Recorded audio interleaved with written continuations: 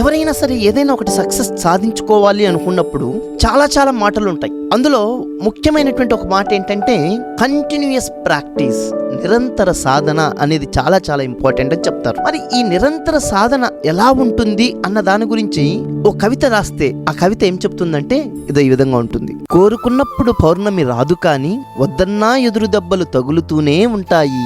అయినా సరే సీతాన్వేషణ ప్రయత్నంలో చిన్న అవకాశాన్ని కూడా విడిచిపెట్టక ఆంజనేయుడు అడ్డంకులను అధిగమించి సీతమ్మ జాడ కనుగొని రామకార్యాన్ని పూర్తి చేశాడు కదా.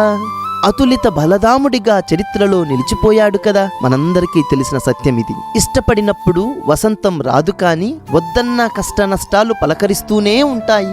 అయినా సరే కురుక్షేత్ర సంగ్రామంలో అడుగడుగున ఆపదలు ఎదురై మోహవేషంలో చిక్కుకున్న అర్జునుడికి కర్తవ్యాన్ని బోధించాడు శ్రీకృష్ణుడు. గీతామృత సారాన్ని మానవాళికి అందించాడు. చూడాలనుకున్నప్పుడు ఇంద్రధనుసు కనిపించదు కానీ అవరోధాలు మనసు తలుపుకు ఆహ్వానం పలుకుతూనే ఉంటాయి.